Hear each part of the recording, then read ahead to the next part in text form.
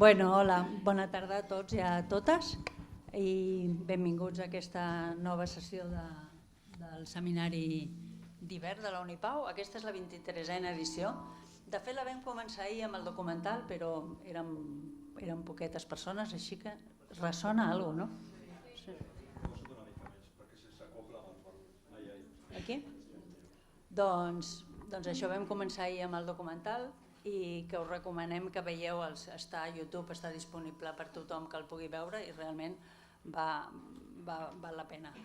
I bé, avui comencem ja les sessions de debat amb aquesta primera taula, amb aquesta primera conferència amb la Bàrbara Tardón, i continuarem demà amb dues taules i de fet el que pretenem al llarg d'aquestes sessions, ja ho comentàvem ahir, és debatre, posar sobre la taula el que passa, la contraposició entre la defensa del poder de les dones, la denúncia de la violència, no? La denúncia de l'abús de poder per part del patriarcat i també el que passa amb els moviments d'extrema dreta, no? Que llegeixen aquests moviments, aquestes denúncies, aquesta nova legislació com a un atac als homes, no? I comença o al seu poder, més que els propis homes, no?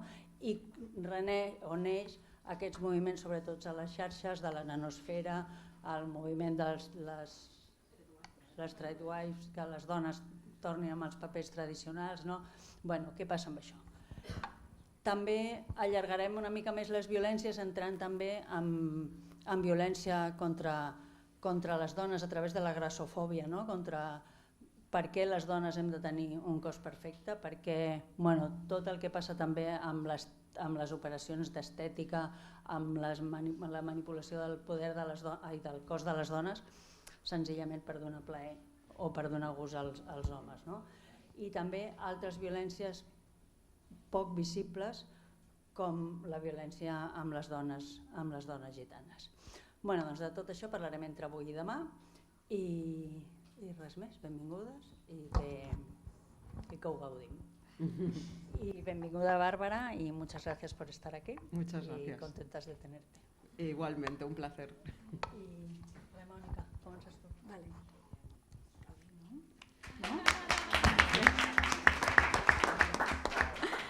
Gràcies, Neus. Doncs, com deia la Neus, aquesta serà la primera conferència. Tenim a la Bàrbara Tardón. La seva conferència es titula La cultura de la violació i el règim de la veritat, control social de la llibertat sexual de les dones. La Bàrbara és doctora en Estudis Interdisciplinaris de Gènere per la Universitat Autònoma de Madrid i amb la tesi doctoral Violència sexual, desenvolupaments feministes, mites i respostes normatives globals.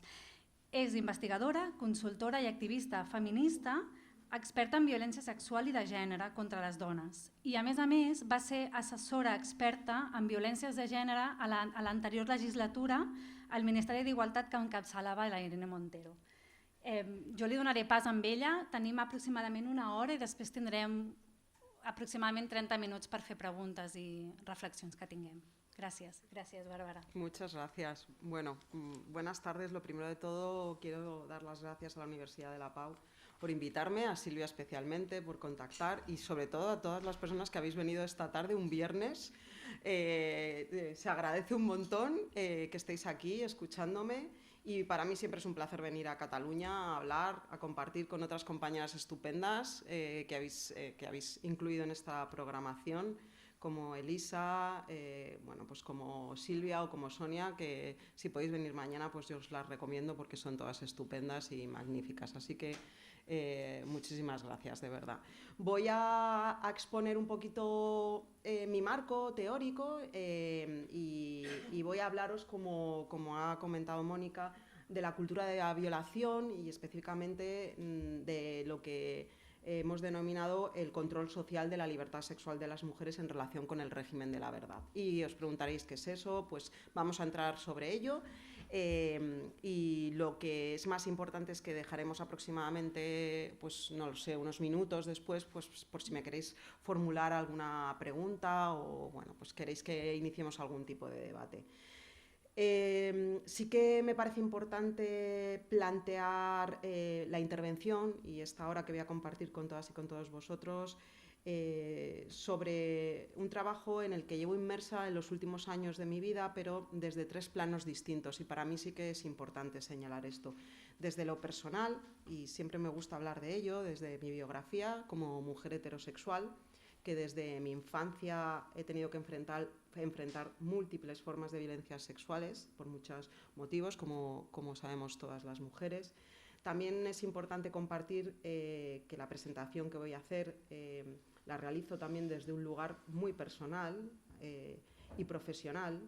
Por supuesto que lo personal tiene mucho en común con lo profesional a través del recorrido, podríamos decir, profesional de mi trabajo de los últimos 20 años, tanto en espacios institucionales y sobre todo a mí me ha marcado especialmente mi paso durante 5 años por el Ministerio de Igualdad en la anterior legislatura con mi ex jefa, con la ex ministra Irene Montero, y también mi paso por la academia, por ámbitos sociales, por ONGs. Bueno, pues llevo unos 25 años trabajando en el ámbito de la violencia contra las mujeres y evidentemente eso está íntimamente relacionado con mi pensamiento y con mi trabajo. Y por último sí que me gustaba, ya que estoy aquí y me parece importante en el contexto y con la presentación que habéis hecho hace un momento, dejar claro que también expongo mi pensamiento, mi teoría desde un lugar un poco más identitario en los últimos años, que es verdad que a medida que voy cumpliendo años se formula desde múltiples aristas y tengo que reconocer que cada vez más radical. No sé si tiene que ver más por el contexto político, social y cultural y por la ciudad en la que vivo tan violenta y tan terrible, pero sí que es verdad que las presentaciones últimamente las hago desde un lugar más activista, feminista y antifascista, que es parte de mi propia identidad, y eso me gusta siempre señalarlo. Me escribió Silvia hace unos meses para hablar del terror sexual y específicamente del control social sobre los cuerpos y sobre la libertad de las mujeres, pero por si no lo sabéis, yo pensé que iba a ser otro tipo de público, pero aún así encantada, y ya os comentaré por qué estoy encantada de que seáis este público. Hablar del terror sexual es una materia de la que ha hablado principalmente Nerea Barjola a través de su obra, una de las, para mí, de las obras más importantes que hay en este país en relación a la violencia sexual, Microfísica sexista del poder, que habla sobre la desaparición forzada de 3 chicas en Alcácer y, bueno, y todo lo que implica la representación sobre esa representación en un contexto determinado. Pero si os soy honesta, me parecía más correcto hablar desde el lugar de lo que estoy trabajando últimamente, desde los lugares que ocupo, desde mi trabajo. Entonces le planteé hablar más desde la cultura de la violación, que es algo, como digo, que forma parte de mi trayectoria profesional en el acompañamiento a las violencias sexuales contra las mujeres, desde lo que escribo, bueno, y pues desde todo lo que he formulado hace un momento.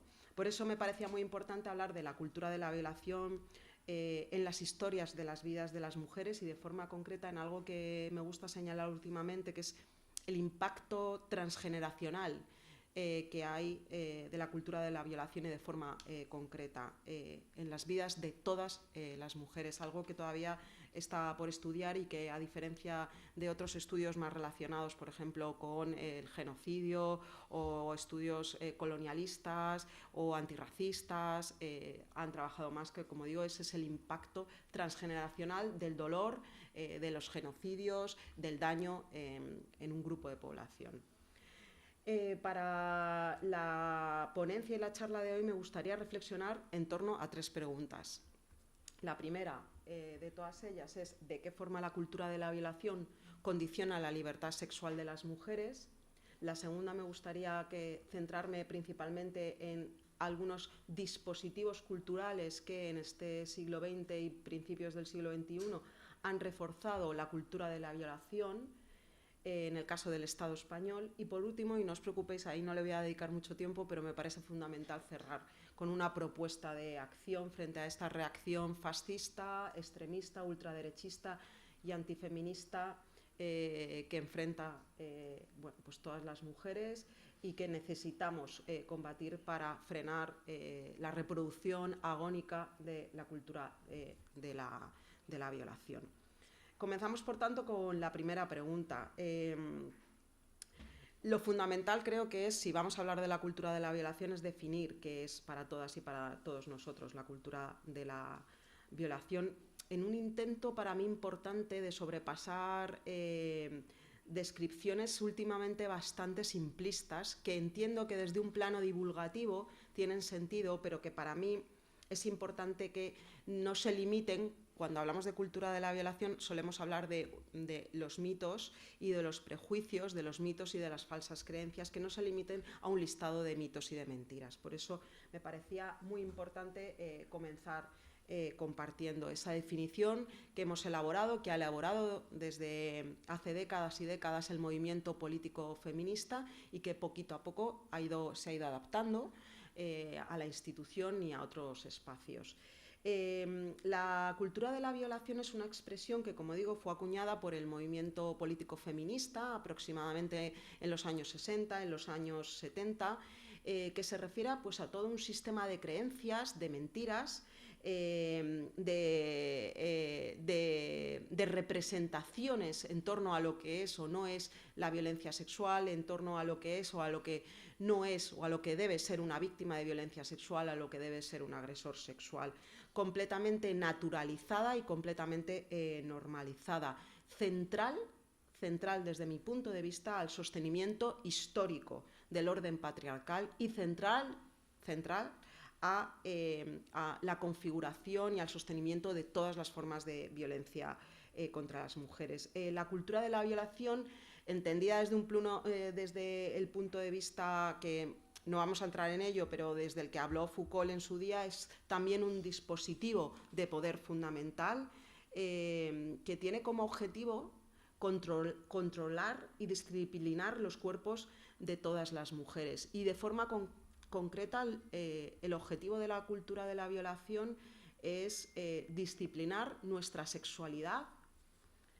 nuestros derechos sexuales y reproductivos, nuestra autonomía sexual y, por tanto, también nuestro deseo. A través de un sofisticado sistema de creencias y, como digo, de representaciones, se ha justificado a través de otros dispositivos de poder y de control humano, como son las religiones, como puede ser el lenguaje, como puede ser la propia academia, los medios de comunicación, la medicina, la arquitectura, la necesidad de que los cuerpos de las mujeres pueden ser agredidos y pueden ser violados, los de todas nosotras, casi desde el origen de los tiempos, para, como digo, controlar nuestra libertad sexual. Es muy interesante, estoy escribiendo sobre algo que tengo que reconocer que solamente las frikis que curramos en esto nos apasiona investigar sobre esto todo el día, y estoy ahora investigando sobre cómo toda la cultura de la violación y sus mitos y todas esas representaciones que justifican la violencia sexual contra las mujeres se vienen reproduciendo desde, desde el Neolítico hasta el presente, y vamos viendo cómo a lo largo de todas las etapas de la historia, al menos en Occidente, todos los mitos contemporáneos que tenemos en torno a la violencia sexual y concretamente en relación a la cultura de la violación ya existen desde la Edad Antigua. Fundamental recordar que la cultura de la violación no es el acto de violar en sí, tampoco es el acto de acosar, de agredir sexualmente, es la ideología, es la estructura, son todas esas herramientas, es la estructura que permite, que sostiene y que justifica que las mujeres seamos agredidas sexualmente y que nuestros derechos sexuales y reproductivos sean vulnerados. La cultura de la violación produce saberes, produce ideas y, por tanto, condiciona comportamientos. Es decir, es fundamental entender que para que exista actualmente y en nuestra sociedad contemporánea el ejercicio de la violencia sexual tal y como la conocemos o tal y como se representa o tal y como la identificamos, tiene que existir, como digo, una ideología, que sería la cultura de la violación, tiene que existir una estructura, que es que la sostiene y que se va adaptando, como digo, a los tiempos. La cultura de la violación se adapta de una forma determinada en la Edad Media, en el franquismo o en la transición, como vamos a ver ahora, y ahora tiene que ver también, como digo, con unos agresores o un agresor que son quienes ejecutan esa violencia sexual y, por supuesto, con una víctima o con unas víctimas que, fundamental, conviven o convivimos desde que nacemos de manera normalizada y de manera naturalizada, lo que no significa que sea violenta, con la existencia de la propia cultura de la violación y con el daño que implica esa cultura de la violación, porque el daño no solamente es individual en relación a las víctimas, a las mujeres que lo han podido enfrentar, que lo han sufrido, que lo sufrimos, sino que al final es un daño colectivo que abordamos o que tenemos que enfrentar todas. Por lo tanto, respondiendo a la pregunta inicial, ¿de qué forma la cultura de la violación condiciona la libertad y la autonomía sexual de las mujeres? Bueno, pues si echamos un vistazo a cómo ésta se ha modelado a lo largo de la historia de la humanidad, como decía, como un sistema de creencias, ideología, a través de sus representaciones culturales y de su sistema de ideas, lo que la cultura de la violación ha conseguido es aterrorizarnos, es condicionar nuestras conductas como mujeres, no siempre, como digo, de manera evidente. Muchas veces sí que es evidente, lo sabemos, cada vez lo sabemos identificar más, pero en la mayoría de los casos una de las características principales de la cultura de la violación es que es algo muy sutil. Bourdieu hablaba de violencia simbólica. A mí me gusta mucho adaptar la definición de Bourdieu cuando habla de esa violencia simbólica, porque la cultura de la violación es profundamente simbólica en muchos sentidos. Bourdieu decía que era, y abro comillas, una violencia suave, a menudo invisible, asimilada como parte de la relación de dominación, en donde la parte dominada también contribuye a su sostenimiento. Y esto es muy importante, porque a veces, al menos dentro de los debates, nos cuesta y nos duele hablar de que las mujeres muchas veces pues somos parte también de ese sistema de dominación. Yo tengo claro que el patriarcado no se puede sostener si no existe alguien que domina y alguien que también permite, también una parte que está siendo dominada, que permite que esa dominación y ese ejercicio de la violencia se produzca. Desde que nacemos y desde hace siglos, las mujeres somos educadas en arraigadas creencias, mitos y sobre todo mentiras, las mujeres y los hombres, que van adaptándose a la cultura, a los contextos culturales, a los contextos sociales, a los contextos políticos de cada entorno, que, como digo, con el único objetivo, y ahí voy a estar todo el rato en estos minutos, controlar nuestra libertad sexual, reforzando una lógica absoluta de nuestro cuerpo. La cultura de la violación actúa como un correctivo de conducta, es ultra sutil. Profundamente, como digo, interiorizada, bajo el miedo siempre a ser violadas. Me parece fundamental, para que podamos entender un poquito más a lo que me refiero, refutar también pues todas estas descripciones que estoy compartiendo a través de todo ese entramado. ¿En qué se concreta? Pues fundamental. La cultura de la violación lo que prescribe, por ejemplo, es qué es la violencia sexual y qué no es la violencia sexual. Quién es un agresor y quién no es un agresor. En el fondo, cuando prescribe qué es un agresor y qué no es un agresor, lo que se busca y lo que busca siempre es blindar la impunidad del agresor. La cultura de la violación se fundamenta también en el objetivo de proteger a los hombres y de restar siempre credibilidad a las mujeres.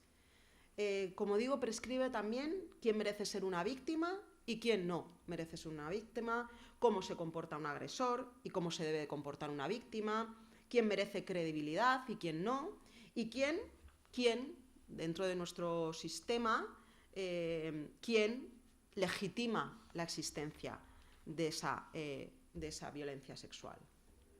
Es, por tanto, una cultura que tiene como objetivo dinamitar la libertad sexual, entre otras cosas, negando el consentimiento sexual, lo simplifica, lo convierte en algo irrelevante, despolitizado, confuso. Pensemos en el debate sobre el consentimiento cuando estuvimos trabajando por la ley del sí es sí, y sobre todo negando la voz de las víctimas, que no entran en los cánones de lo que se reconoce y se representa como la víctima ideal, como lo que tiene que ser esa víctima.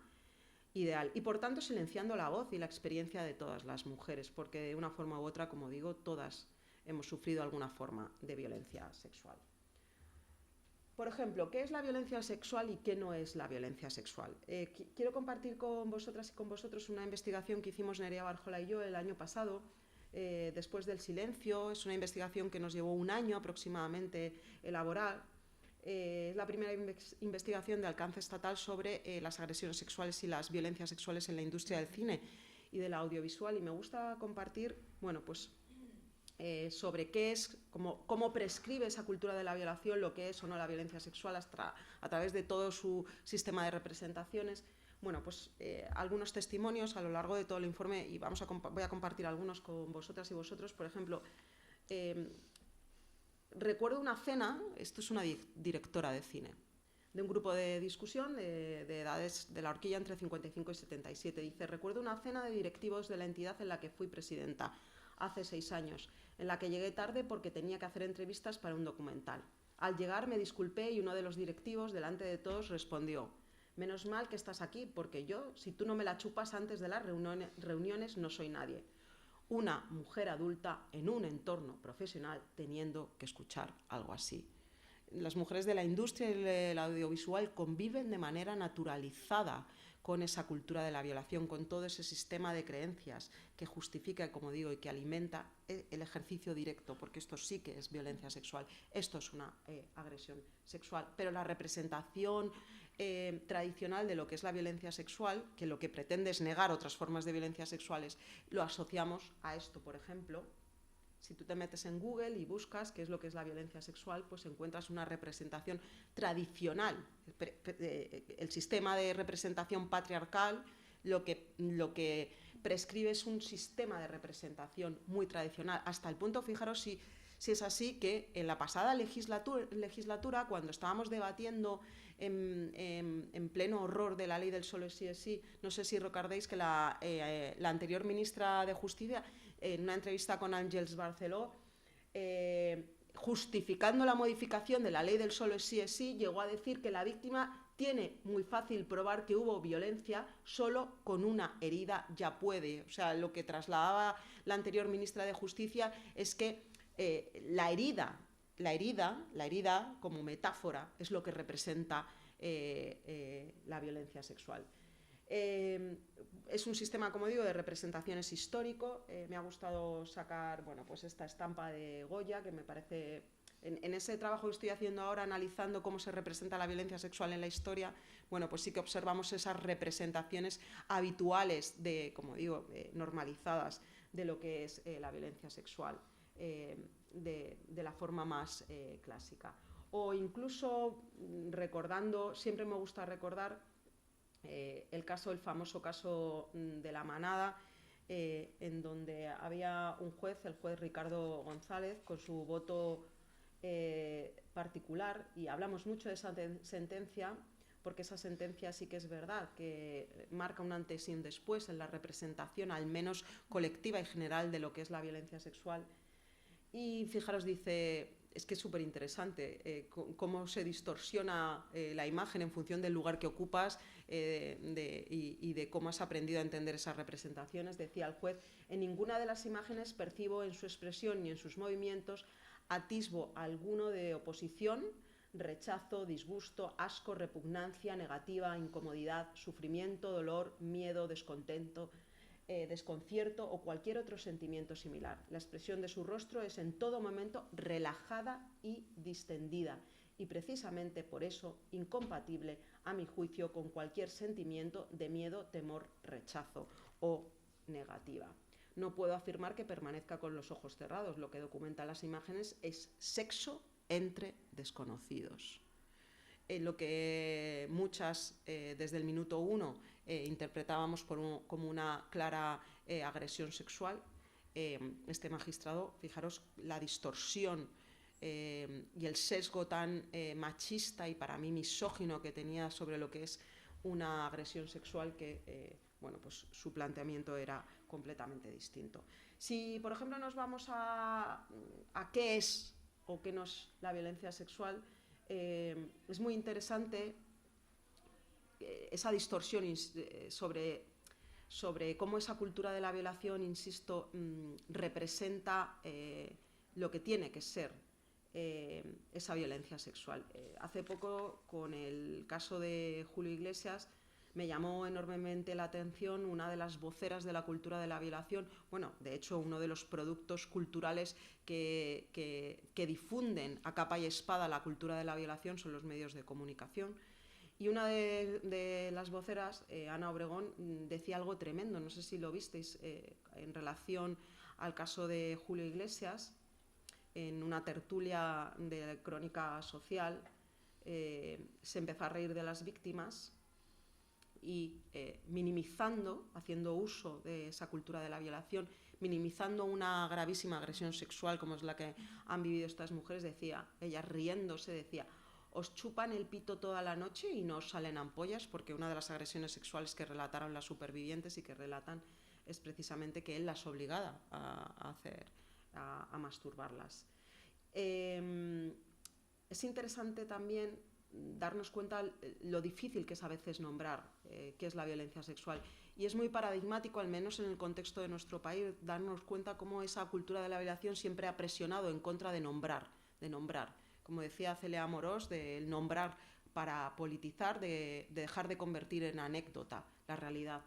Y es que, para quien no lo sepáis, que seguramente mucha gente ya lo sabéis, hasta la aprobación de la Ley Orgánica 10/2022, es decir, hasta la aprobación de la Ley del solo sí es sí, no teníamos ninguna norma de alcance estatal que nombrara específicamente lo que era la violencia sexual. Sí que es verdad que las normas autonómicas, por ejemplo, aquí la catalana tenéis una norma estupenda, sí que hablaban de violencia sexual, el Convenio de Estambul y otros tratados, pero en el contexto del Estado español, hasta el año 2022, las profesionales teníamos que utilizar o bien definiciones de organismos internacionales de derechos humanos o, por supuesto, el marco teórico feminista, pero no teníamos ninguna definición concreta, y hasta, como digo, hasta la Ley del solo sí es sí, que en su artículo 3 especifica que las violencias sexuales son cualquier acto de naturaleza sexual no consentido o que condicione el libre desarrollo de la vida sexual en cualquier ámbito público o privado, incluyendo el ámbito digital. Muy importante también, que tendréis mañana a la compañera Elisa, por el ámbito digital y porque se empieza también a nombrar por primera vez a través de esta norma, en el sentido que esta norma implica que se modifique la 1/2004 también para incluir como ámbito de aplicación el ámbito digital, que vamos a observar y que nos contará muy bien también Elisa, como parte de ese continuum de esas violencias, porque las violencias sexuales, la cultura de la violación, se reproduce en todos los ámbitos, en el ámbito privado, en el ámbito público y también en el ámbito digital. Y yo soy la primera que siempre digo, y soy muy crítica conmigo misma, que no puedo darle la espalda a todo ese continuum de violencia sexual y a cómo se reproduce esa cultura de la violación también en el ámbito digital. Sobre qué es un agresor y qué no es un agresor, cómo prescribe esa cultura de la violación lo que es el agresor, pues normalmente el agresor, y aunque lo repetimos una y otra vez, yo creo que no está mal recordarlo, el agresor, si nos metemos también en Google y empezamos a ver la imagen del agresor, pues el agresor nunca va a ser el hombre ejemplar como era Adolfo Suárez, por ejemplo. Por eso se ha dejado de hablar de Adolfo Suárez, o ni mucho menos Julio Iglesias. El agresor es un monstruo. El agresor, me acuerdo, es que a mí me encanta ver las tertulias sociales, quiero que lo sepáis, porque para mí la producción cultural de la crónica social dice mucho de la sociedad y de las ideas, por eso me gusta verlo. Entonces me acuerdo, una de las cosas que cuando salió el caso de Adolfo Suárez, el de Julio Iglesias, es que muchas periodistas de esta crónica social decían, pero ¿cómo va a hacer Julio Iglesias? Ese hombre, ¿cómo va a hacer eso si yo le conozco? Y es un hombre ejemplar, pues eso, como Adolfo Suárez en la serie de Anatomía de un instante. Claro, es que el hombre ejemplar, ojalá tuvieran todos caras de monstruos y de violadores, porque si todos tuvieran caras de monstruos y violadores, lo tendríamos muy claro dónde están. Este es el caso también de un agresor, este es un actor muy famoso que gana Goyas. Hay muchos actores, pero no solamente actores. En la industria del audiovisual hay actores, bueno, en todos los ámbitos las mujeres sufren violencia, en todos los ámbitos profesionales, pero también actores, directores, técnicos, etcétera, ejercen esa violencia. Y este es uno de los casos sobre el agresor, que no es un monstruo y que es el actor ideal. Y nos contó su víctima lo que sucedió. Dice, se acercó por detrás, era después del rodaje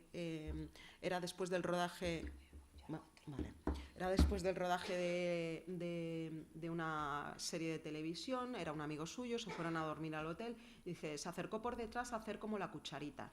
Y ahí me empezó a acariciar y entonces le dije, quiero dormir, esto no me va a ayudar a dormir. Y me siguió acariciando y en un momento dado que yo noté algo detrás de mí, que no sabía qué era, yo pensaba que se había cambiado la postura, siguió acariciándome.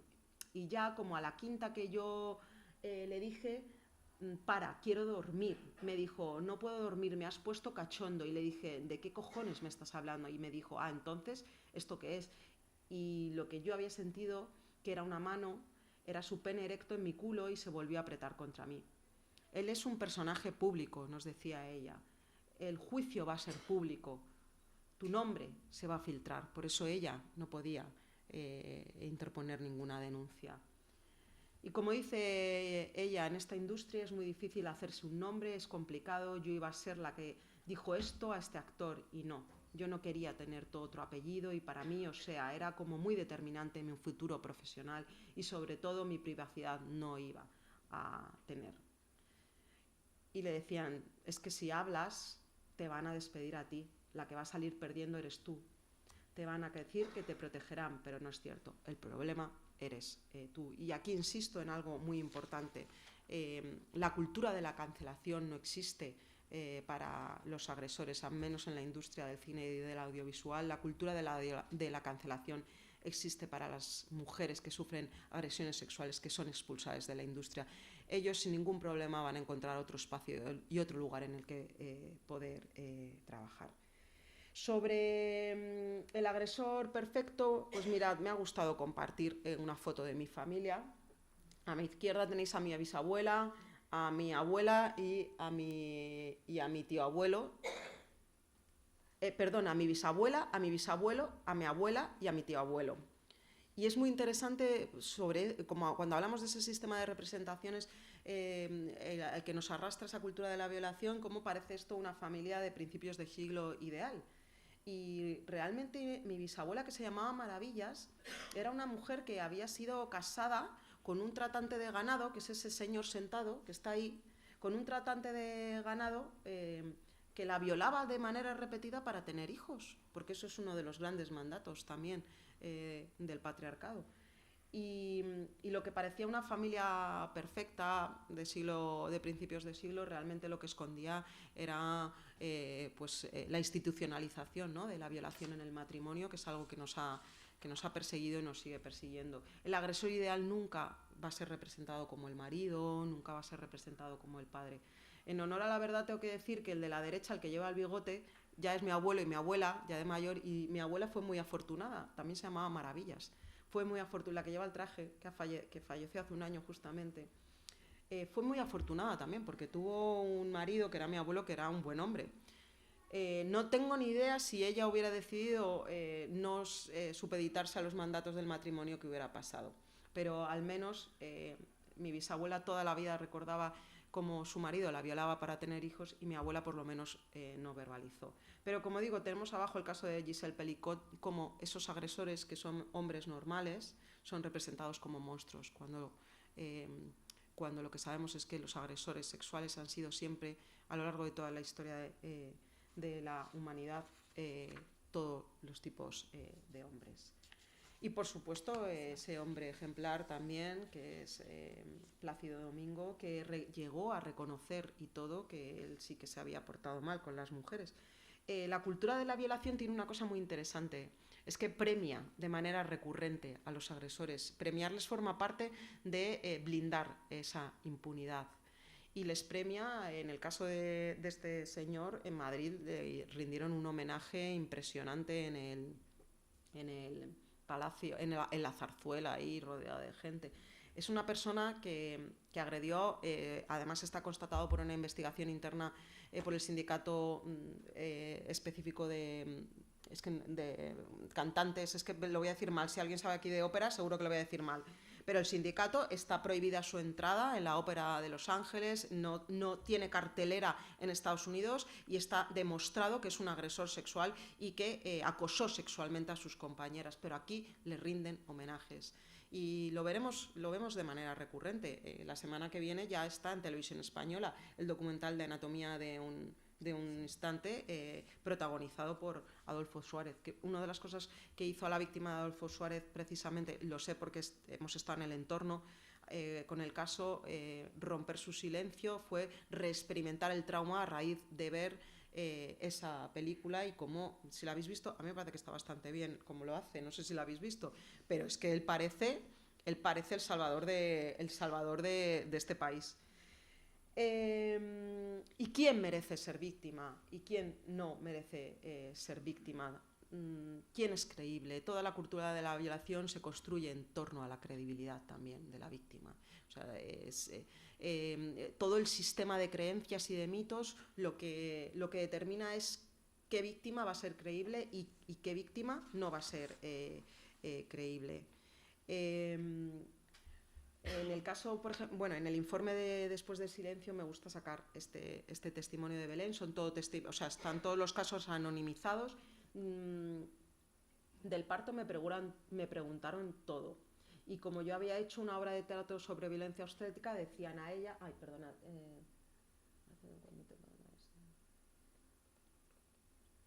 No es este, perdonad, me he equivocado de testimonio, pero bueno, da igual.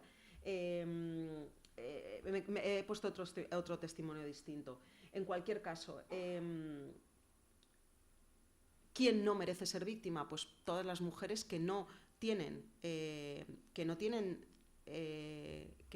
la carta de veracidad de una buena víctima, y realmente, si nos ponemos a pensar, es que en el fondo ninguna de nosotras tendríamos esa carta de veracidad sobre lo que es la víctima. Desde luego que las mujeres que atraviesan múltiples discriminaciones, como las mujeres migradas, he puesto el ejemplo de las mujeres trabajadoras de la fresa o en Huelva, en toda la zona sur, desde luego las trabajadoras sexuales, las mujeres en situación de prostitución, las mujeres con problemas o enfermedad de salud mental.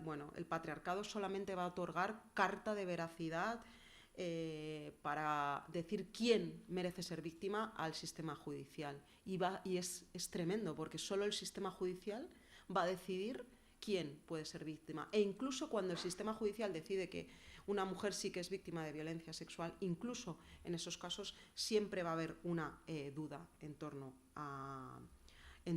a la propia víctima. A mí me gusta también recordar que la violencia sexual es interclasista. Para mí eso es muy importante. Al ser interclasista es fundamental recordar que también las mujeres de clase media y clases altas verán como jamás van a ser reconocidas tampoco como víctimas. Me gustaría que pensarais, que hicierais un ejercicio de qué mujeres de clases altas han sido de manera recurrente violadas también en nuestra sociedad y nunca han sido reconocidas o no forman parte de esa representación que hace la cultura de la violación sobre lo que es una víctima. La credibilidad solamente la van a merecer algunas afortunadas. Por eso yo siempre digo, y esto lo escribo y me gusta decirlo, que creer a una víctima es un acto político radical.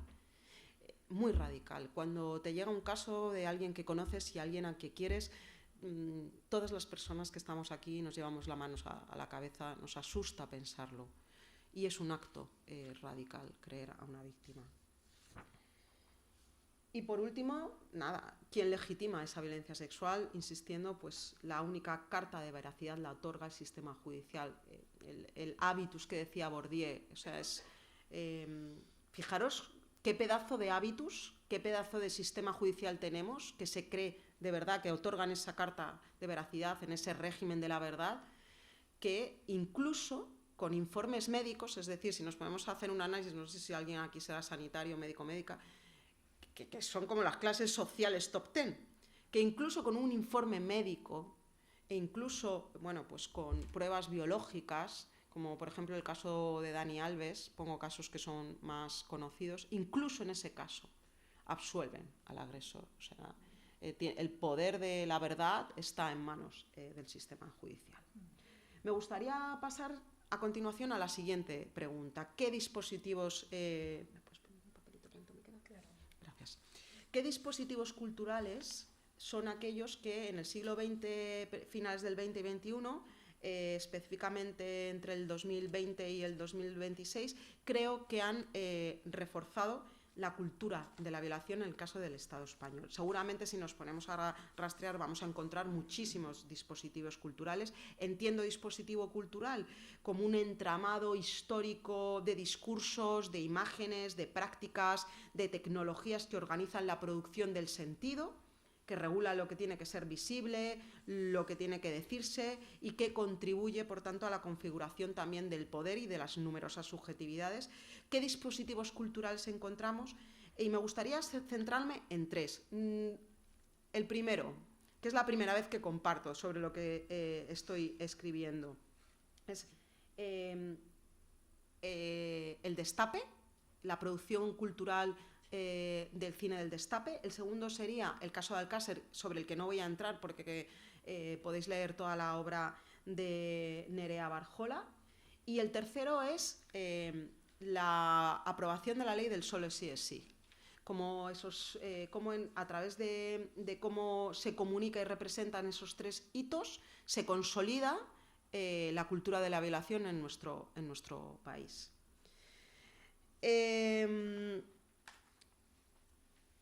En el caso del destape, el cine del destape, y lo comparto, y insisto, es la primera vez que me he puesto a investigar desde hace como 6 meses sobre el cine del destape.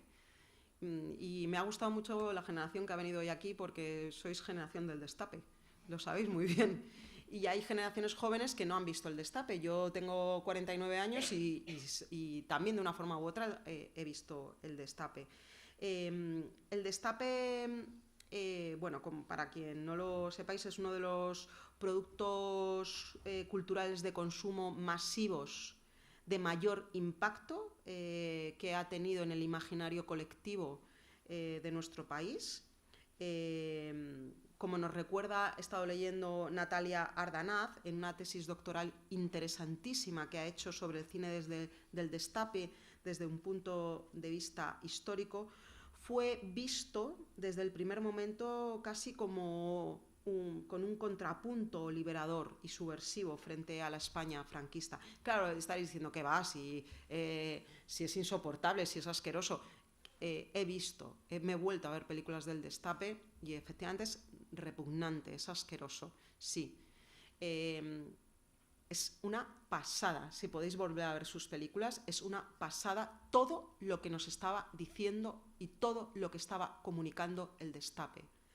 Es una pasada porque todo lo que yo antes no veía, habiendo hecho una tesis doctoral sobre esto y trabajando en violencia sexual acompañando, de repente me he puesto a ver el destape y sí, o sea, sí que creo que es una cortina de humo que impone bueno, pues, el contexto político y cultural de nuestro país para olvidar los crímenes del franquismo. Esto también tengo que reconocer que no es algo que me salga de mí, porque yo aprendo de otras compañeras y de otras teóricas y de otras historiadoras y sociólogas. Y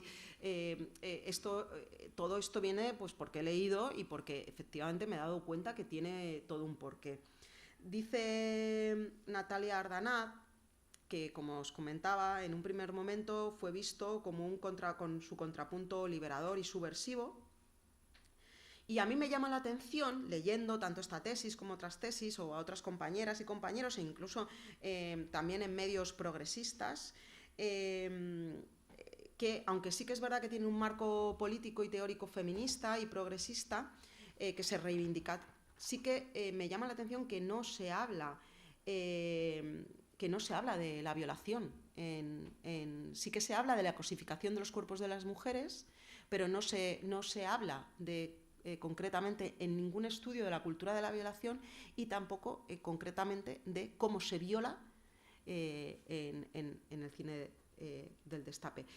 Fijaros si la representación del Destape hasta hoy ha sido abrazada, aunque la asociemos a lo carca, ha sido abrazada con un punto liberador, que así como me puse a investigar a qué decían medios como más de izquierdas, que escribían, dice, este fue un periodo de surgimiento explosivo del llamado cine del Destape, una manifestación cinematográfica que con sus luces y sus sombras refleja el ansia de un país por despojarse de las ataduras del pasado y explorar tabúes hasta entonces impensables. Menuda trampa, ¿no?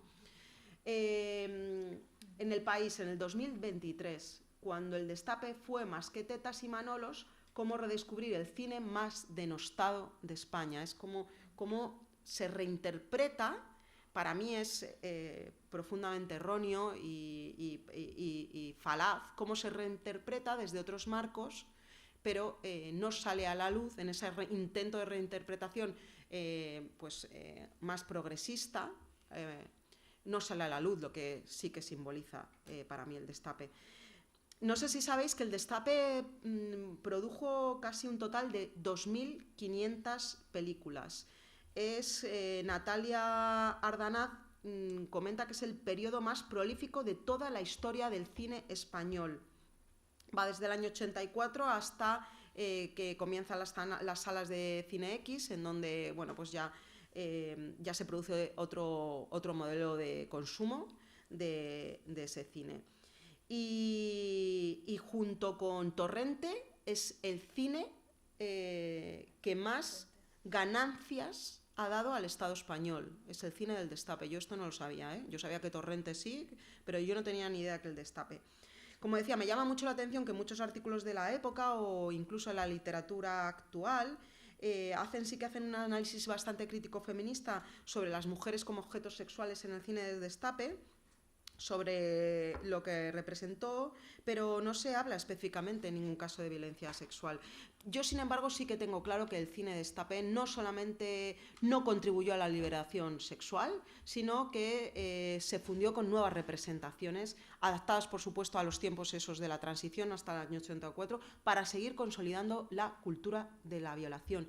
Y rescato aquí una frase que me ha encantado de un artículo de Valls y Crespo y González Casero, que dicen, comparándolo con el contexto argentino, dice, erotismo y violencia en las transiciones democráticas, dice, y señalan que el Destape, en el caso argentino y en el caso español, se convirtió en un dispositivo de mediación de la violencia, que la estetizó y la resignificó, condicionando las formas en que cada sociedad procesó sus crímenes de Estado y su pasado traumático. De manera general, las películas No desearás al vecino del Quinto, no sé si os acordáis de esta película.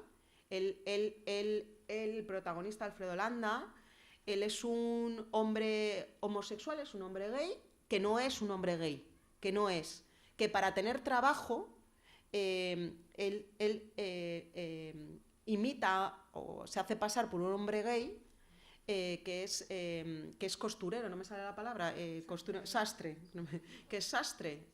Y en el fondo él es gay sastre para poder tocar los cuerpos de las mujeres que acuden a su lugar. Toda la película gira en torno a cómo él aprovecha eso para poder estar con muchas mujeres y poder tocar a muchas mujeres.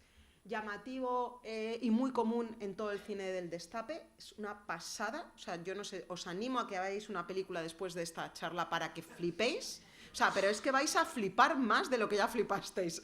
Erotización de la violencia, naturalización de las múltiples formas de violencia, como decía, utilizando la cortina de humo del humor. Siguiendo lo que dicen Valls y Crespo, las mujeres aparecen como partes corporales, el despiece del cuerpo femenino en el espacio público. Es muy interesante, en el cine del Destape las mujeres son atractivas, son guapas, son tontas o son madres. Solamente tienen agencia cuando ejercer de madres o cuando quieren ligar con un hombre. No existen otras representaciones culturales. Son pechos, son piernas. Mirad, en esta película de los liantes, que es un escándalo cómo empieza, y yo digo, pero qué fuerte, él está en la playa y no os la puedo poner, entonces le toca, es que tienen como una cosa para subir en globo, y toda la película aprovecha que su profesión es que las mujeres se suban a su globo para poder sobarlas todo el cuerpo. Entonces aparece en tono de humor cómo soba todo el cuerpo.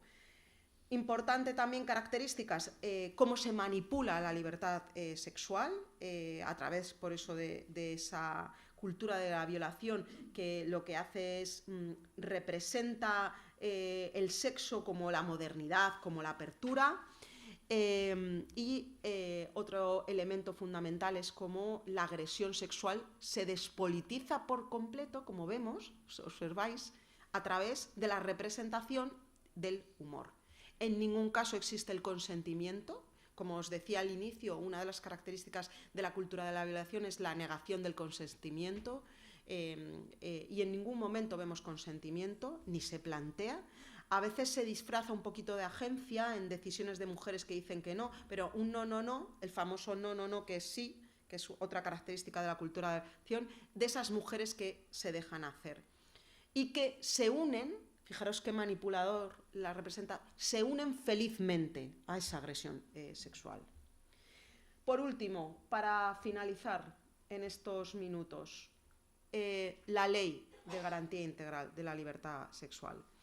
El caso de la reacción social, mediática, institucional de la ley del solo sí es sí, para mí es especialmente relevante, evidentemente porque yo estaba en el Ministerio de Igualdad, pero también porque mi trayectoria como activista, como feminista, está asociada también a luchar por una ley de estas características. Para mí es un ejemplo perfecto de lo que es el rearme de la cultura de la violación en el año 2023.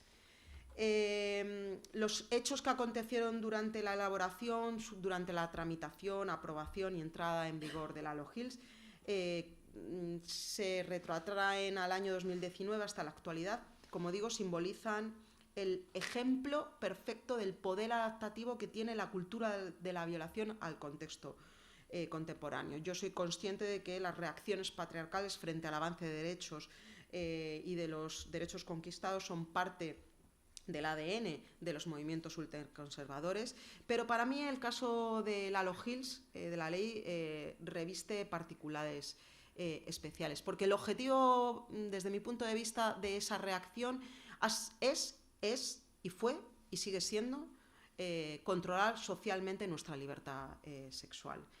La reacción contra la ley del solo sí es sí no solamente ha estado protagonizada y liderada por la derecha ultraconservadora, por el movimiento antigénero, por los medios de comunicación afines, no solamente, vamos a ser honestas, por la difusión incalculable de bulos, de desinformación. La reacción a la ley del solo sí es sí ha trascendido las manipulaciones más comunes ideológicas de las derechas y ha implicado también a responsables políticos de izquierdas, a personas importantes de medios de comunicación, digitales, medios tradicionales, plataformas, representantes políticos, líderes de opinión, tertulianos, influencers, youtubers y tristemente debo reconocer que también algunas feministas. Para mí no es ni mucho menos llamativo y por supuesto que no es casual que la primera norma de alcance estatal de toda la historia de este país, que aborda de manera contextualizada e integral lo que es la violencia sexual, haya sido vilipendiada, ridiculizada y maltratada, y por supuesto quien la lidera y el equipo que la hizo posible. En el caso concreto de la LOGILS, ha reforzado la cultura de la violación dentro de un contexto que conocemos muy bien como el contexto de la posverdad. Y ahí la posverdad ha sido fundamental. Una posverdad que, como decía, ha estado marcada por las lógicas internas también de las mentiras de la cultura de la violación, que cuyo último objetivo es silenciar a las víctimas, poner a pensaros cuál es el objetivo de la reacción, silenciar a las víctimas, que es lo que estamos viendo, blindar la impunidad de los agresores y seguir manteniendo el control social sobre nuestros derechos sexuales y reproductivos. Mentiras. Hemos estado navegando sobre bulos y mentiras, seguimos navegando sobre bulos y mentiras. El hombre injustamente condenado, el contrato social o un gran bulo muy, muy propio de la cultura de la violación y del patriarcado es que esta ley estaba llena de errores técnicos, esa chapuza legislativa de esas niñatas del Ministerio de Igualdad, que por cierto, como digo, pues muchas teníamos 45 para arriba. Decía en esa reacción, decía Vox, la ley del solo sí únicamente sirve para denunciar falsamente a los hombres inocentes y rebajar la pena de los violadores. Desgraciadamente, el resultado de esta campaña de desinformación y de mentiras se traduce en algo hoy que es real, y es el deterioro de las condiciones materiales de acceso de las mujeres, de todas las mujeres y específicamente de las víctimas de violencia sexual, a sus derechos, al quedar además atrapadas en esa contraofensiva administrativa. ¿En qué nos encontramos, por ejemplo, esto? Pues nos encontramos una serie de características propias. Por ejemplo, nos encontramos como una ley, no los veis aquí, con más de 60 artículos que no se limita ni mucho menos solamente al Código Penal, sobre el que se centró todo el debate de la contraofensiva. Despliega medidas fundamentales como es la educación sexual obligatoria, la formación especializada a los operadores jurídicos, la asistencia especializada por fin a las víctimas de violencia sexual. No sé si sabéis que aquí en Cataluña sí, porque habéis tenido, pero es que sois de los pocos, habéis tenido esa oportunidad, pero el derecho a la asistencia especializada a víctimas de violencia sexual no existía hasta la aprobación de la ley orgánica. Y no es casual, ni mucho menos, todo lo que sucedió. La invisibilización intencionada de esos avances no ha sido ni mucho menos ingenua. Retomando las palabras de Almudena Hernando, que es una pedazo de historiadora, el sistema reacciona cuando se cuestionan sus pilares más profundos y lo hace con toda su capacidad de adaptación simbólica. Bueno, para terminar, porque me queda muy poquito, recordar. ¿Y ahora hacia dónde vamos? Bueno, pues no os preocupéis porque no os voy a dar una chapa sobre hacia dónde vamos. Voy a hablar desde mí y desde la honestidad del lugar en el que estoy. Creo que donde tenemos que ir es y aquí lo rescato mucho del trabajo de Nerea Barjola, es a reapropiarnos de las representaciones de lo que es la violencia sexual. Ya ha habido muchas mujeres en la historia que se reapropiaron de esas representaciones. Bueno, pues me gusta la obra de Gentileschi, es que lo digo fatal. Para mí es fundamental en el momento en el que estemos juntas. Esto es una manifestación en Madrid, porque juntas podemos hacer frente a la reacción. Si estamos separadas o si estamos enfrentadas es imposible que hagamos frente a esa reacción, porque juntas, por supuesto, que el miedo va a cambiar de bando. Que sigamos, por favor, hablando, como hicieron ya las pioneras de los años 70, sobre la violencia sexual, sobre la cultura de la violación, que sigamos enfrentándola, poniéndole nombre.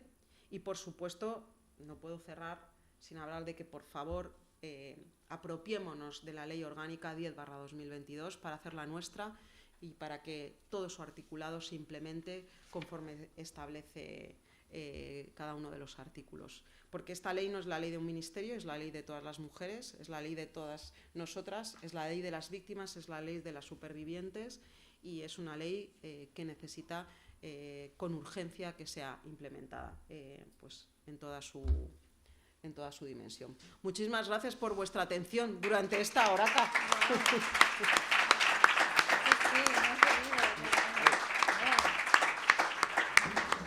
Pero porque me voy para adelante porque me rapto.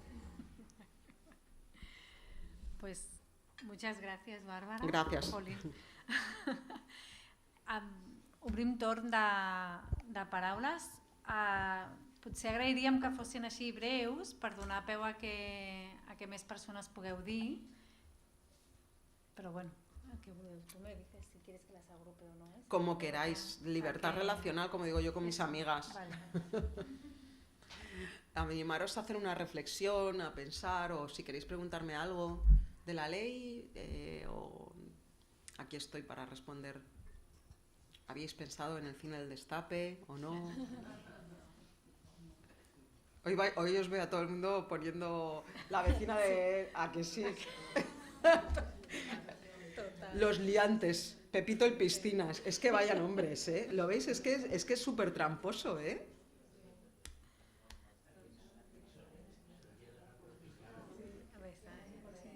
Venga, tú te atreves, muy bien. Hola, no, muchas gracias por la intervención, muy interesante. Visto cómo va el país, las encuestas a nivel político y demás, ¿se corre el peligro que la ley orgánica vaya al baúl de los recuerdos? Pues la verdad es que me muero del miedo. Me parece súper oportuna esa pregunta, porque Feijóo ha dicho que lo primero que haría sería derogar la ley. Y claro, es tan grave que derogue una ley de estas características, es un retroceso tan grave que me asusta. Nosotras creemos que no se van a atrever. Lo que pueden hacer, aunque no se atrevan, es... No, ya se está implementando poco, pero se está implementando de aquella manera, pero se está consiguiendo implementar. Yo, por ejemplo, estoy haciendo cosas, o sea, mi trabajo consiste en implementar la ley. Pero lo que van a hacer es no dotarla de recursos para que se implemente. Derogar esta ley es como cuando la ley de sanidad universal, ¿os acordáis? Del 2016, el Real Decreto Sanitario de Exclusión Sanitaria 12/2016, pues sería un retroceso en derechos catastrófico, porque hemos conseguido avanzar muchísimo y porque no podemos retroceder, pero sí, teniendo a Vox ahí, cualquier cosa puede pasar.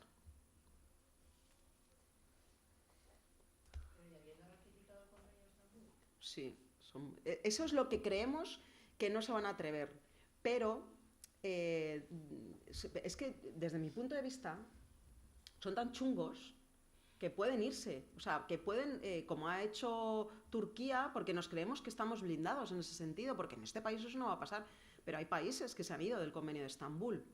Entonces, yo creo que con esta gente todo es posible. Perdonad si estoy negativa en ese sentido, pero el Convenio de Estambul es muy importante porque es el tratado obligatorio de la región europea que obliga al país, el Estado, o la directiva europea, por ejemplo. Pero esta gente es capaz de hacer todo. O sea, lo que cuentan, por ejemplo, las compañías italianas es que los centros de víctimas que los llevaban, pues imagínate, como la Asociación Espacia, pues cada vez lo llevan más asociaciones católicas. En Italia. Claro. Por O sea, ejemplo. que eso es lo que puede... No, perdón, es un comentario. Que claro, que lo que puede pasar es eso, que de repente... Claro, aquí no es esa... O sea, puede llegar a darse ese tipo de situaciones, ¿no? En el que... En Madrid también, ¿eh? En Madrid Claro. hay organizaciones católicas y religiosas, ¿eh? Aquí en Cataluña tenéis una cosa que es guay, que es estupenda, y que, aunque no quiero decir que sea perfecta, pero las organizaciones que pueden gestionar recursos de atención a víctimas son organizaciones que tienen experiencia feminista, que tienen... Y eso es estupendo. En Madrid no está eso blindado. En Galicia, el Centro de Crisis de Vigo lo está gestionando OHL, que es una empresa de carreteras, OHL. Solo lo sé porque hemos hecho un informe en Amnistía Internacional sobre los centros de crisis. Exacto. Y OHL, o sea, que todo es posible. Claro, que lo que dices tú, que si no le dotan de fondos, no se implementa, es papel mojado, ¿no? Esto siempre lo dice Esther Erice, que dice, el papel lo aguanta todo, ¿no? El papel lo aguanta totalmente. Claro. Que, por cierto, perdón, ya que he cogido el micro... Aprovecha, Lisa. Que es que, no voy a decir nada, voy a decir que verdaderamente una de las cosas que yo aprendí muchísimo asistiendo a un curso precisamente que montaron desde el Ministerio de Igualdad en unos cursos de verano de la Universidad Complutense, en el que pues eso explicaban, era todo un trabajo pedagógico de en qué consistía la ley, y una de las cosas que hablábamos, ¿no?, con Bárbara es que se perdió el relato, decíamos cuántas cosas no sabemos, personas informadas, interesadas, y claro, ahora tiene sentido en el marco que nos has planteado claro, es que lo que se quiere es que no se conozcan los avances, ¿no? Entonces sí, no había pensado que parte de la contraofensiva es dar a conocer los avances que han supuesto esta ley, ¿no? Eso es que me encanta que saques eso también, Elisa, porque hay una frase que me gusta mucho, que es la de la cultura de la violación lo que consigue es hacer invisible lo visible, que tiene que ver con lo que acabas de decir. Es decir, todo lo visible, por ejemplo, todos los avances que implican, no sé si sabéis que hasta la aprobación de la ley, podría poner muchos ejemplos. Por ejemplo, si tú eras agredida sexualmente y ibas a un hospital para la toma de muestras, antes era obligatorio que viniera la policía, en función de cada comunidad autónoma, pero la ley del solo sí es sí ha cambiado, por ejemplo, el hecho de que sea un derecho de las víctimas que esas pruebas se puedan guardar durante un tiempo, es decir, que no tenga que interponer una denuncia en ese momento determinado, que es obligación del centro sanitario guardar durante un periodo determinado las muestras para cuando la víctima esté segura y esté preparada para interponer una denuncia. El marco ese de aquí y ahora desaparece, y muchas otras cosas también muy importantes que cambian con la ley.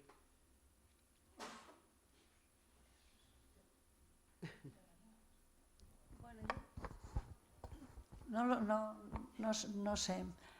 Es que estoy todavía dando vueltas. Estaba pensando, a lo largo de tu intervención, estaba pensando en mi madre. Y estaba pensando en que lo que sufrió mi madre lo están sufriendo mucha gente joven ahora, muchas mujeres, bajo la influencia de las sectas religiosas. Explico el caso de mi madre. Mi madre tuvo 13 hijos y 5 abortos. Seguramente se prestó a ello, pero era porque mi padre era ultracatólico y había que tener todos los hijos que Dios le dio, y le dio muchos, ¿no? Luego, nunca he podido saber hasta qué punto estaba ya de acuerdo, porque murieron los 2 jóvenes y no he tenido oportunidad. Pero era, ¿no? Y creo que más gente aquí en la sala ha tenido situaciones similares, aunque ellos estuvieran de acuerdo, la violencia que supone que tu cuerpo tenga que aguantar 13 embarazos con sus consiguientes partos, más 5 abortos, eso es súper interesante lo que dices. Pero sí. Es que ahora se está dando situaciones iguales en familias, bien del Opus, bien de los Legionarios de Cristo, bien de los Kikos, o yo no sé si alguna otra. Es que hay como un movimiento ultraconservador ahora con esta gente.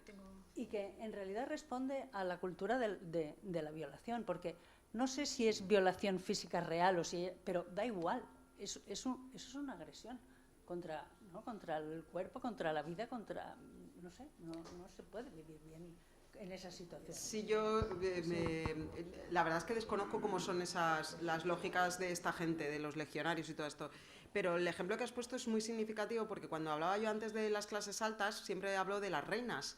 Es muy interesante cuando tú echas un vistazo a la historia de las reinas, no porque las vaya a mitificar, las reinas de la historia de los reinos hispanos han tenido que normalizar la violación como parte del linaje y como parte del mantenimiento de la monarquía.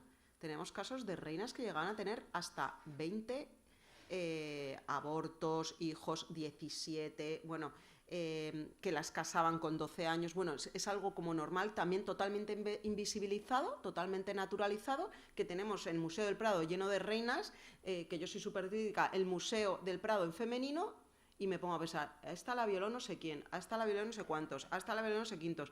Y eso tiene que ver con la naturalización de la agresión sexual, y para mí, con que desde mi punto de vista, el sacramento del matrimonio lo que hace es legalizar la violación en el matrimonio. Y bueno, pues que el hecho de que esté naturalizado no implica que no fuera. No sé, en el caso de tu madre, no tengo ni idea. En el caso de mi bisabuela, yo he puesto el caso de mi bisabuela también, porque ella siempre decía que asco me da el sexo. Pues ¿cómo no te va a dar asco? ¿Cómo no te va a dar asco si te han casado con un tío repugnante y has tenido que tener hijos con ese tipo? Y todas naturales, y qué majo era el bisabuelo. Bueno, el bisabuelo era un violador que que hizo lo que hizo. Sí, yo no creo que fuera eso, pero yo lo entiendo igual como una agresión. Yo también. Mi padre era un señor culto, Sí. pero es igual. Lo conceptualizas, ¿verdad? Aunque tu padre fuera... Sí, habría que preguntarle a tu madre. Habría que preguntarle a tu madre si ella... Habría que preguntarle, o sea, quiero decir, para entenderlo. Sí, pero de todas formas yo creo que es igual, aunque fuera consentido. Hay un mito de eso. Es una agresión. Claro, sí, te entiendo todo, pero porque el consentimiento tiene que ser libre, tiene que ser pleno, tiene que ser genuino.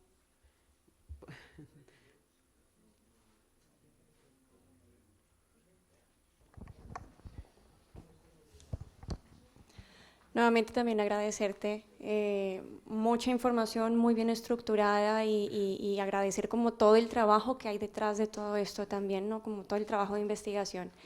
Y te quería preguntar específicamente por el tema, digamos, educativo, que justo lo mencionabas en la ley, ¿no? Que está como uno de los avances de la ley y que nosotras lo vemos, trabajamos en las aulas con jóvenes de la ESO y vemos día a día el desconocimiento absoluto, la falta de información absoluta que tienen los adolescentes, las y los adolescentes en términos de educación sexual y que es algo de lo que nadie se hace cargo, ¿no? Que a veces medio se menciona en alguna clase de biología o hay un taller una vez al año o 2 veces al año y ya está, ¿no? Como que la educación de los jóvenes hoy en día está en las redes sociales, ¿no? La educación sexual. Entonces quería preguntarte qué avances hay en torno a esto.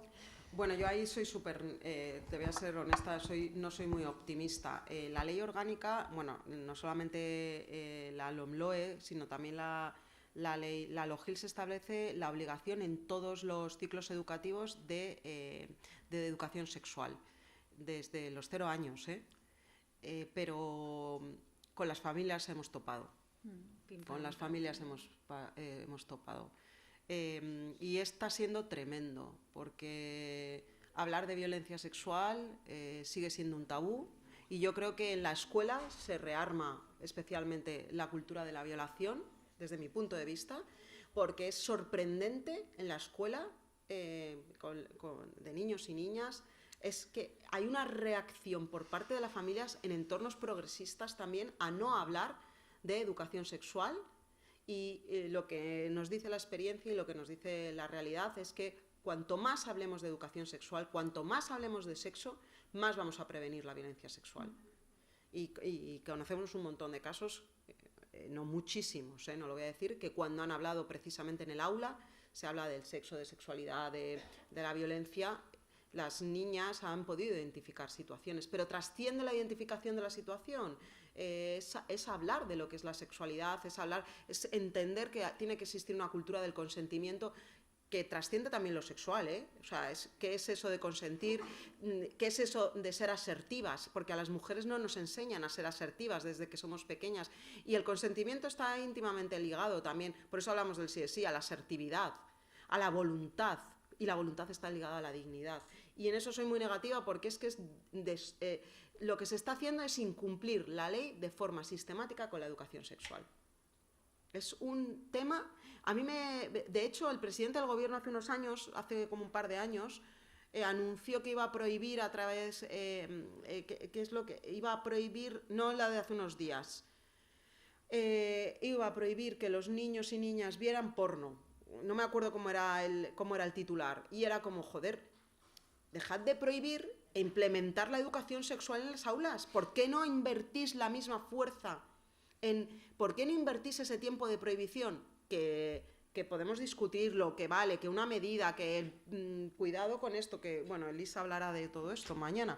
Pero ¿por qué no invertimos tiempo en la educación sexual? Y cuando se intenta la cultura de la violación, tracatrá, como ha pasado en Navarra, que alucináis lo que pasó con Escolae en Navarra, que fue la escuela, fueron los padres y madres organizados conservadores los que impidieron que el programa Escolae saliera adelante en la escuela Navarra, que era un pedazo de programa, que se había implantado en más de 300 escuelas.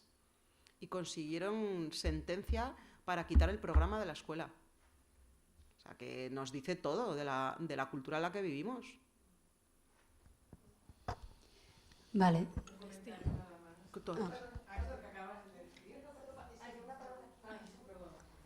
Vale, pues nada, yo me siento interpelada porque somos de una cooperativa de educación sexual que trabajamos mucho en Sant Cugat del Vallès y antes de ayer ha salido Vox Sant Cugat delante de la puerta de la escuela porque las familias nos han contactado y bueno, solo decir que la escuela ha reaccionado súper bien, la AFA también, hay como 2 o 3 AFAs de las escuelas de Sant Cugat reaccionando. Os animo a todas las personas aquí, pues como, ¿no? Es que es un momento como de alzar la voz, ¿no? Y de proteger la escuela pública, de proteger la educación sexual, los derechos sexuales y reproductivos, porque son derechos humanos, ¿no? Y bueno, y también hoy estábamos con el Observatorio de Drets Sexuals y Reproductius de Cataluña, que también es un espacio de denuncia. Entonces, cuando hay casos donde estos derechos, ¿no? Concretamente a la educación sexual, se ven comprometidos, pues puedes escribir, puedes pedir ayuda, puedes pedir asesoramiento y bueno, se va a hacer un comunicado también desde allí y nada, como por interpelación Muy y por el momento que estamos viviendo, Claro pues que sí. lo comparto y que es la importancia de la red, ¿no? De juntarse, bueno, que ya lo has compartido, ¿no? De juntarse con las personas que sí que están apostando por esto y así, pues nada. Me lo parece digo. súper pertinente. Exacto. Gracias. Y rescatar todo lo que se está haciendo y todas las resistencias, porque creo que porque no lo he compartido ahí, pero creo que el futuro es la resistencia y organizada además, y eso es resistencia. Gracias.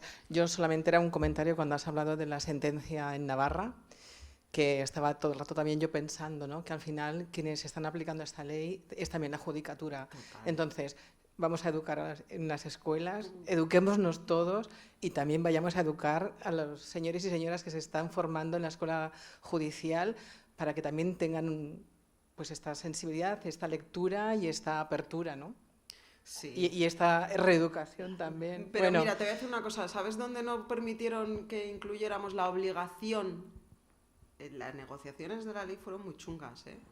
Y nos dijeron que tururú obligación a los jueces y a las juezas, y no pudo ser obligatoria. Igual que sí que es obligatoria, por ejemplo, a toda la gente que está en la AGE, en la Administración General del Estado, para aplicar el protocolo necesitan una formación de 100 horas por Real Decreto. Los jueces, el hábitus, el régimen de la verdad dijo que no. Entonces, lo que hacemos es conseguir que las compañeras juezas que sí que están liderando con sus voces la lucha, sean ellas, y están muy solas, por eso es importante. Pero a mí me ha llamado el Consejo General del Poder Judicial en 2 ocasiones. Es súper raro que te llamen. Una para hablar de prostitución, que un juez al lado me empezó a hablar de la historia de la prostitución a mí, un juez, y otra para hablar de los centros de crisis, pero no nos llaman a las expertas. Es muy raro, pero que estoy totalmente de acuerdo, es fundamental. Ellos tienen el ojo de Dios y con su ojo de Dios todo lo ven.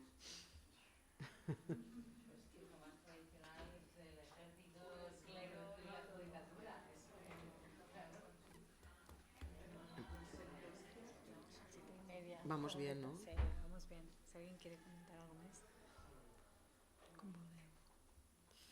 Bueno, pues yo quiero daros las gracias por haber venido, por haberme escuchado esta hora el viernes. Un placer siempre y muchas gracias, Silvia, también por tu cuidado.